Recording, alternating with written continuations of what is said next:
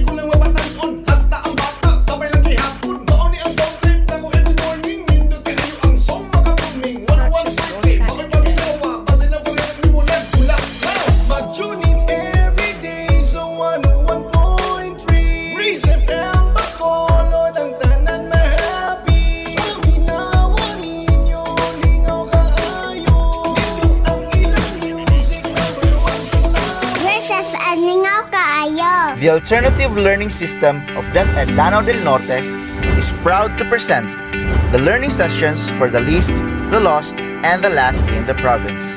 The program is a viable alternative to the existing formal educational instruction, encompassing both the non-formal and informal sources of knowledge and skills. Dali na mo! Kay sa ALS, kaugmaon mo, sigurado!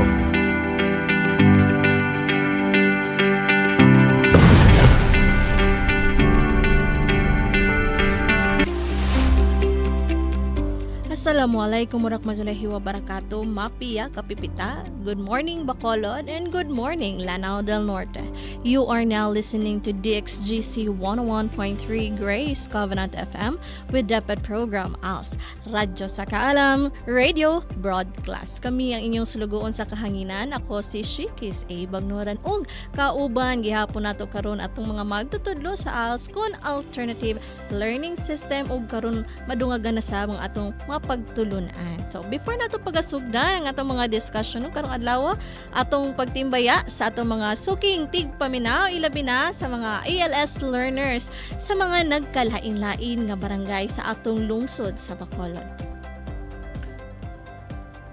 Ug ato usab pagtimbaya sa atong district in charge, Ma'am Jasmine M. Marohom, and of course sa ating education program specialist 2, Ma'am Christine G. Timo, who is currently having regional training of trainers in Cagayan de Oro. And now we are going to discuss about basic survival skills. Karong atong hibaluan ang mga nagkalain-lain nga butang ang inato mahibalan nga kinahanglan nato sa pang-adlaw-adlaw. Karon atong pagsugdan ng atong discussion kabahin sa basic survival skills. Akong giawhag atong mga ELS learners nga iandam atong mga learning activity sheet, papel ug ballpen ug adto kita sa lugar nga dili kita dali nga matugaw. Andam na ba ang tanan? Ma'am Shek? Yes, thank you Ma'am Haima. So, as what Ma'am Haima have mentioned that we are going to discuss about the basic survival skills. So, laan natay mga lahi-lahi nga mga kakayahan or skills diin sa pag-survive. So, kinahanglan kini nato nga mahibaluan isip sa ato ang skill pud siya para mapadayon nato ato ang kinabuhi. So, aduna tay nagkalahi-lahi nga dapat mahibaluan nga basic survival skills. And first of which is we need to categorize the things that we truly need and the things that we want. So, the needs and the wants. So, aduna tay mga gikinahanglan no nga diin ato ang gusto jud kay siya. So, mga want jud siya. Napod tay mga butang nga diin pwede po na to siya nga wala sa atong kinabuhi pero magpadahiyon ang ato ang pagpanginabuhi, di ba? So, naatay need, naatay want. So, sa di kalainan sa need ug sa want. So, basic human needs are the things that we need for survival. So, this includes mo kini ang pagkaon, ang hangin, ang balay nga atong gipuy-an, ang shelter.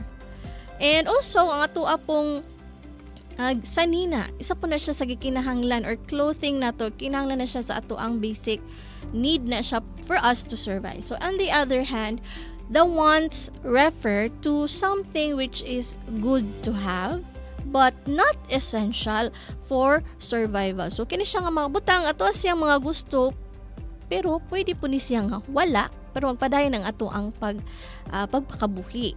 So this includes mga latest style of clothes we see in the mall, or even mga perfume. Pwede man ta nga ulay perfume, di ba? Pwede pud ta nga dili necessary nga branded jud ang suoton nga sa ato ang sanina.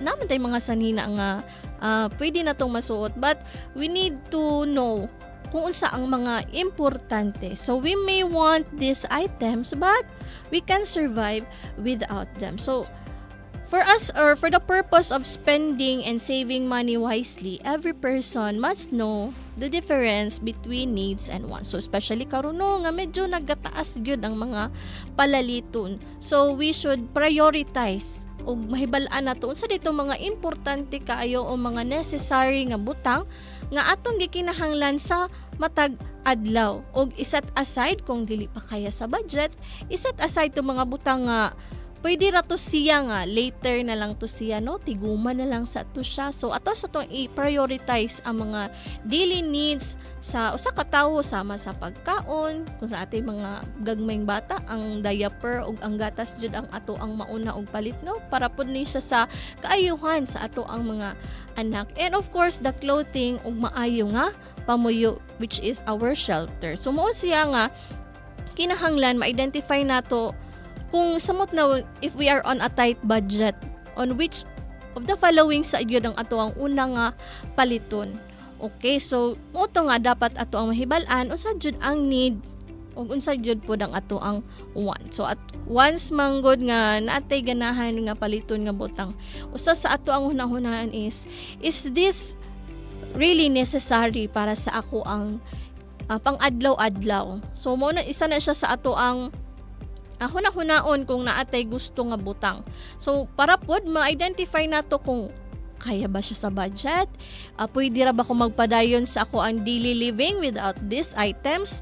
So for us to know kung unsa jud tong dapat nga i-prioritize, especially katong mga tawo nga naanay mga pamilya, di ba? Even ato ang mga ginikanan selfless na kay sila, kay naa sila mga gusto but they prefer not to buy those things because they have the need nga kinahanglan nilang i-provide sa ilang mga anak or ilang family. So that is the importance of knowing what is the need and unsa tong mga wants lang.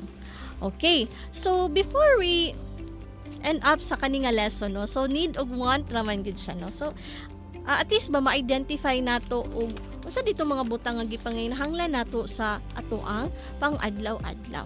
So on your learning activity sheet, so let us just check your understanding kung nasabtan ba nato unsa ang need o kung sa ang wants at ang na-discuss a while ago. So you can follow me as I read to you the exercises at the bottom of your learning activity sheet. So nadi na no makita nato nga ang instruction is draw all items inside the box and identify them by coloring the needs with color red and wants with color blue. So again, draw all items inside the box, and after drawing the items, identify which of them are the needs and the wants. So for the need, you color them with color red, and for the want, you color them with color blue. So makita dira no sa ato ang box na ay laptop, na ay kasing-kasing, na ay heart, na ay house, na ay cupcake, pizza, cellphone, rice, ball, slingshot or ginailan nato na pitik, slippers, tubig, water or ice cream, sanina, and money, mangga at saka libro. So ito yung mga bagay na makikita natin sa loob ng box. So Ang activities sa itong mga learners karon is to identify by which of the following is the want and the need. So mo to siya ang activities sa ato ang first nga lesson for today. I hope nga naamoy nakatunan. And now we are going to proceed sa another lesson ihatag karon ni Ma'am Haima Halid. Go ahead, Ma'am Haim.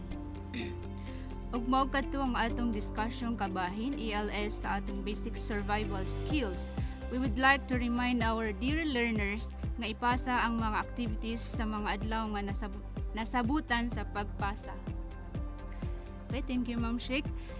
Good morning once again, ELS learners. This is Teacher Haima, your teacher on air today. So now, let's proceed to learning activity sheet number 5. The title of this last or learning activity sheet is home gardening. Under pa rin po siya sa ating basic survival skills. Okay, so kindly prepare your last number 5 po para makastart na po tayo. So, I think ready na po tayo, no? This time, malalaman natin ang mga health benefits ng pagtatanim or paghahardin sa ating mga bakuran. So, ang pagtatanim ng mga prutas at mga gulay ay pwede tayo maka-harvest or makaani ng masasarap na ani para sa ating mga hapagkainan. Makakatipid din tayo sa pambili ng mga gulay, lalo na ngayon na mahal ang benta ng mga prutas at gulay. At kung may sobra kang bunga, ay makakatulong ka pa sa mga kaibigan mo.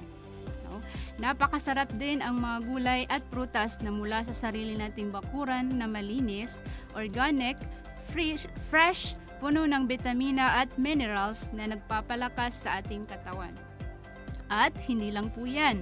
Ang pagtatanim or pag-garden ay may mga health benefits din pala, no? So here are some surprising health benefits of gardening or pagtatanim. So number 1, gardening can build self-esteem. So, it always feels good to accomplish new tasks. And if you can grow a garden, what can't you do? Diba? So, kung nakakapagtanim ka, so ano pa ba yung mga hindi mo pwedeng kayang gawin? Number 2, gardening is good for our heart. Ang lahat ng paghuhukay, pagtatanim at pag-aalis ng damo ay nagsusunog ng mga calories sa ating puso. No?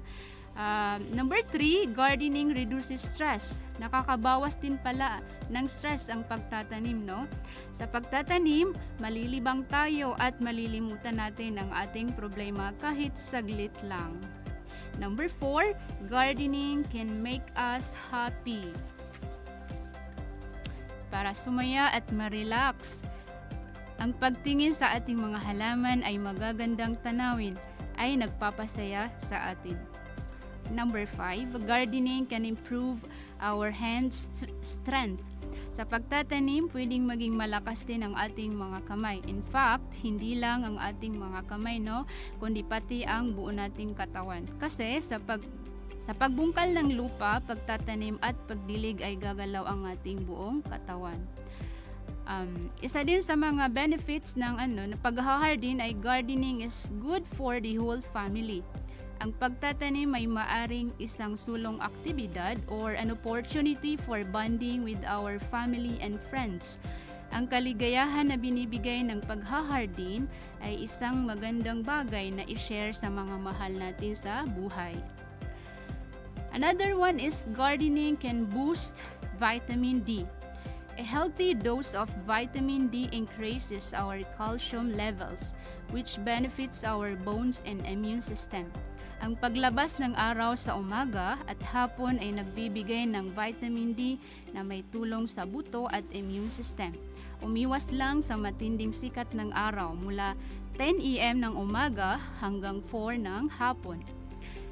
At kasama din sa health benefits ng pag-garden ay ang growing our own food can help us eat healthier.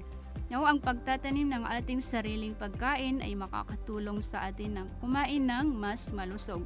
Now, kung meron tayong garden na gulay or prutas, nakakakuha ka ng sariwang ani na alam mong hindi ginamitan ng mga pesticides. So now let's move on to our exercises. Sa last number 5 natin, makikita natin ang exercises in one way or another. We have experiences in planting and gardening before. So siguro lahat naman tayo may experience ng pagplanting at saka gardening before, no? Decide on the following gardening practices if it is good or bad by checking the box. Okay, so i-check lang natin yung box na meron dyan from 1 hanggang 5. Okay, number 1, making sure the container or pot is enough for the plant. Is it good practice or bad practice? So just check the box, no? And then number 2, watering the plants only as often as needed. Is it good practice or bad practice? Number 3, providing the plants with the right amount of sunlight. Is it good practice or bad practice? Number 4, using fertilizers to improve soil condition. So is it good practice or bad practice? And then the last number is checking the right soil for the plants. Is it good practice or bad practice? So that's all for our last 5. Thank you, Ma'am Shet.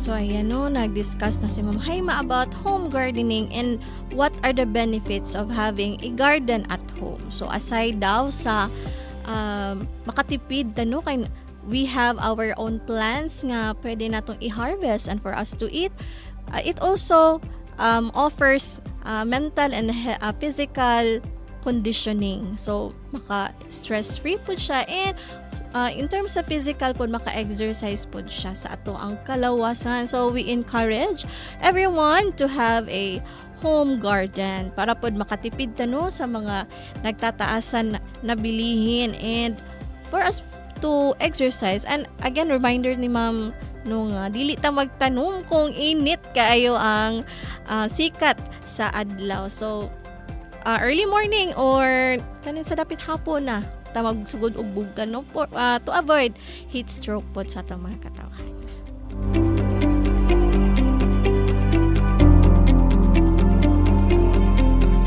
And now we have another topic nga ato ang pagahisgutan karong adlaw. Again, this is about basic survival skills. So good morning once again everyone nga maabot aning ato ang radio station. Once again, this is Teacher Shikez, your teacher on air. And today we will have another discussion.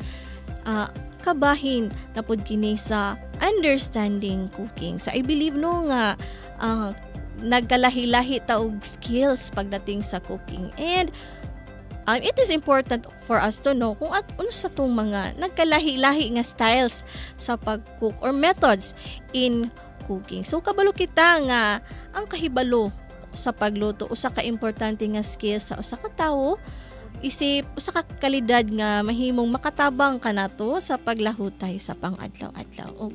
First step in cooking is how to cook, of course, and to know the different ways in cooking. So we need to know this for us to identify what are the resources at hand that could still help us cook food. Kung dili ni available nga buton sa may mga angay na tong pamaagi sa pagluto kung dili ni available nga mga ingredients. So we will discuss that today. So there are 3 categories in cooking. We have the dry heat cooking, the moist heat cooking, and the combination of both dry heat and moist heat cooking. And today we are going to discuss them one by one.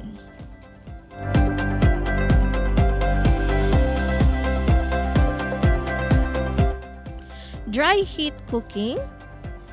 This method does not use water to cook the food. So dry heat cooking pala, ito yung pamamaraan sa pagluluto kung saan hindi ka gumagamit ng tubig. Okay. So instead, using water, the food is left dry and heat is applied to cook the food. So yung init ng apoy lang pala ang gagamitin natin para maluto yung pagkain. So example of which is roasting and baking. we also have grilling and broiling, and sauteing and pan frying. Kasama na rin dito ang deep frying. So, iisa-isahin naman natin ano yung mga examples ng dry heat cooking. So, roasting and baking are forms of dry heat cooking that use hot, dry air to cook the food. So, di ba kung mapapansin nyo kapag nag-bake tayo ng cake or mga cookies, so nilalagay natin sila sa oven. So, walang involved na tubig doon sa loob, di ba? It is the mixture or the liquid mixture, but kapag natapos na itong maluto, ito ay hindi ginagamitan natin ng tubig because in roasting and baking, it use the dry heat cooking. Ayan. So, we also have grilling and broiling. So, it is a method that relies on heat being conducted through the air from an open flame. So, unsa may ning grilling? So, uso kay ni diri sa ato, no? Kaning pagsugba. So, example na siya, dry heat cooking na siya.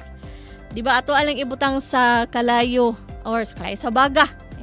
Sa baga, rather ang ato ang gusto nga lutuon, and then let the dry heat nga makaluto sa pagkaon. So mo to siya, no, takabalo dry heat cooking na day tawag adto. Now we also have sauteing and pan frying. So this method involves heat and a little amount of oil. So kaning sauteing mo niya itong magisata. So magisata, so ginagamitan nato ni og gamay nga oil. And of course, nag-involve kini og heat. So, it is where the ingredients are added once the oil starts to smoke slightly. So, mao to siya ang mga examples sa dry heat cooking. And next, we have moist heat cooking method. So, unsa man ning moist heat cooking? Ang moist heat cooking pala, ito ay isang method which includes any technique that involves cooking with moisture, whether it's steam, water, stocks, kaning mga sabaw bitaw, or some other liquid. So, kung kaganina, wala ta nagamit og water but a little amount of oil sama sa ito ang sauteing and pan frying, moist heat cooking involves the water na di ay siya. So, if dry cooking doesn't require any moisture to cook the food, in moist heat cooking, method involves cooking with moisture to cook food. And there are cooking methods under moist heat cooking. So, basta nakabaylo na mo anino, at least ma-aware ta kung asa din na belong, dry heat cooking ba siya or sa moist heat cooking. We have simmering, boiling, steaming, braising, and stewing. Ang simmering, in this method, you will see bubbles or medyo mubula siya forming, gently rising to the surface of the water. Di siya itong grabe yung bukal. So, small, you will see bubbles forming lang sa surface. And simmering is good for poaching an egg because it has only medium. Dili dayon maluto imong kwan. Kung gusto ka nga medyo malasado ang imuhang pagkaluto sa imo ang itlog, so or egg, use simmering method sa pagluto. And now we have another example is boiling. So, pagbabukal. Boiling is the highest temperature for submersion. So, if simmering has only small bubbles, nato tong i-compare ang simmering ang boiling. In boiling, the bubbles are already rolling up to the top and to the surface of the water is completely moving all the time. So, nadi kalahian kining simmering o boiling. Kung simmering, gagmay lang nga bubbles, no? But boiling is grabe na jud kainit, no? Kay rolling up to the top of the surface. And the water is completely moving all the time. So, example sa boiling is nilatang manok, nilataan nga baka. Mga example sa mga boiling. So, next we have steaming. Steaming is a technique that employs steam to conduct the heat to the food item. So, the food is being cooked in a, kung may steaming, no, nagkinahanglan taog steamer. So, example for steaming, naani siya sa mga street food, no? Kung familiar mo sa siomai, Ang pagluto sa siomai no, usually pwede man siya ma-deep fry, but usually ang mga siomai ginaluto siya through steaming.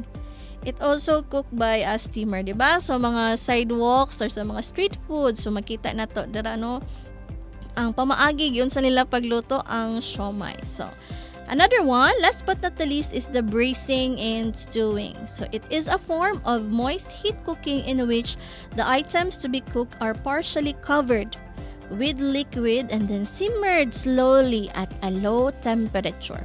So ito yung pamamaraan ng pagluluto kung saan yung mga ingredients na niluluto mo ay natatabunan na ng partially covered with liquid and ipabukal mo siya in a low heat or low temperature. So in this method, every food is cooked together at the same time in one pot. So mo to siya ang steaming. So braising and stewing is by the way, braising and stewing din siya no, katuto siya ang example ani kaning magluto taog kaldereta kanang pahumukon bitaw ni mugayo ang unod. So ginagamitan nato siya og low temperature but in a longer period of time siya, di ba, nga pagpaluto or pagpabukal. So that is the example of moist heat cooking, which is again the simmering, boiling, steaming, braising, and stewing. So kung naatay mga pamaagi sa pagluto nga nag-combine sa dry heat o sa moist heat cooking, mo ni siya ang combination heat cooking. Napayoban man gud nga magluto sila og example lang nino tinola nga isda. Some kay dry heat cooking ginagisa pa nila ang mga lamas before nila sabawan. So those are examples of combination of both the dry heat and moist heat cooking. So I believe no nga ma-identify nato unsa ang dry heat cooking ug ang moist heat cooking. Once again, the dry heat cooking is the method does not use water to cook the food. Instead, the food is left dry and heat is applied to cook food. And while moist heat cooking naman, it includes technique that covers the cooking with moisture. So it is either steaming or boiling, braising, and simmering. So now we will proceed sa ato ang learning activity sheet no, sa inyo ang exercises found below your learning activity sheet. So the instruction given is for each cooking method, give the definition using a dictionary and identify its type. So kung makita nimo ang table no, adunay tulo ka column, which is the cooking method is listed from 1 to 10.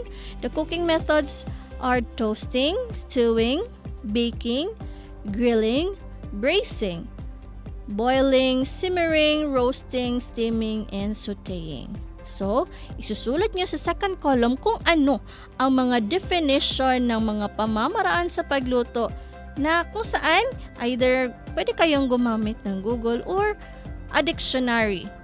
And then after that, after mo mabigay ang kanyang definition, you will proceed to writing what type of cooking is this, if it is dry heat cooking, moist heat cooking, or the combination cooking. So yun lamang ang ating discussion for today.